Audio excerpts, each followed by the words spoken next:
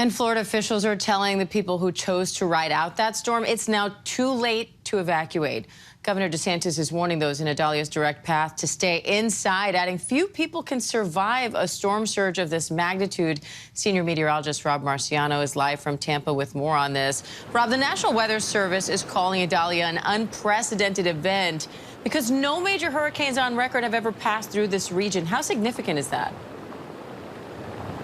You know, it's remarkable, Diane. I dug around yesterday. I couldn't actually believe that stat because it's such an area that you would think it gets a lot of hurricanes, but none of this size and strength. Category 4 and then making landfalls at 3, getting into the Big Bend, which is not as populated as places like Tampa and Gainesville and Tallahassee, but there are small towns in there that you can bet are really getting hit very, very hard right now. Here in Tampa, we've been getting hit hard all night long, and the winds have died down a little bit here in the last couple of hours, but they're still out of the south, so they continue to push this water from, this is Tampa Bay. I mean, this is typically completely flat.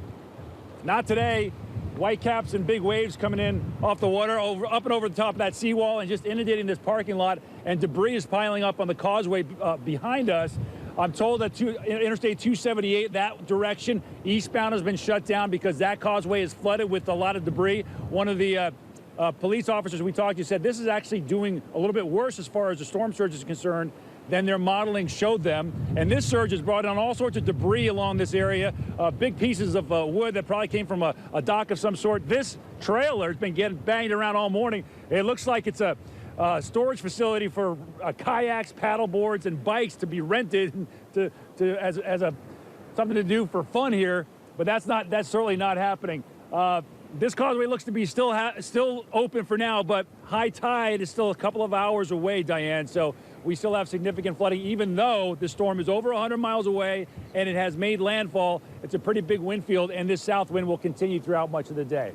Rob, you look like you might need one of those kayaks soon if you stay in that spot long enough. Talk to me about your concerns right now, particularly with where the storm's headed. What areas are you most worried about?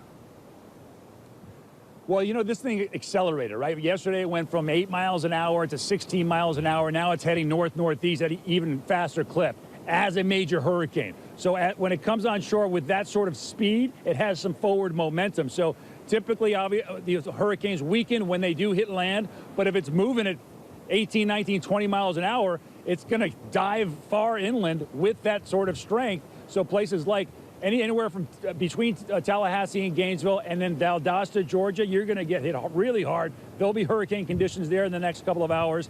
And then even as far away as Savannah and Charleston early tomorrow morning, we're looking at hurricane conditions. So places that typically don't feel hurricanes inland will be feeling it today. And Rob, how important is that? What kind of a difference does that make in terms of danger and damage when you have a storm like this hitting an area that's not used to seeing storms like this? Well, people maybe not be prepared, for one thing, right? And when you're talking about areas inland, it's not so much palm trees and low brush. You're talking about tall pines and hardwoods that can come down in winds, take power out, potentially do some damage to homes and hurt people. So that's my concern in the next 12 hours with these strong winds coming into inland areas with significant tree fall in populated areas. That's where it really gets dangerous, Diane. And Rob, in terms of speed, is this storm going to pass quickly, or is this the kind of thing that's going to sit there for a while? You know, well, it gets offshore as early as tomorrow morning. So that's the good news.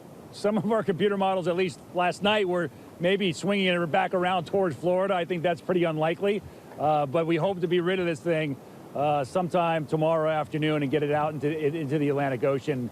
This name, Idalia, certainly will be retired on the list because of its ferocity and strength and what it's been doing and what it will continue to do across the southeast U.S. today, Diane. All right, and we will keep watching that area closely. Senior meteorologist Rob Marciano, stay safe, Rob. Thank you.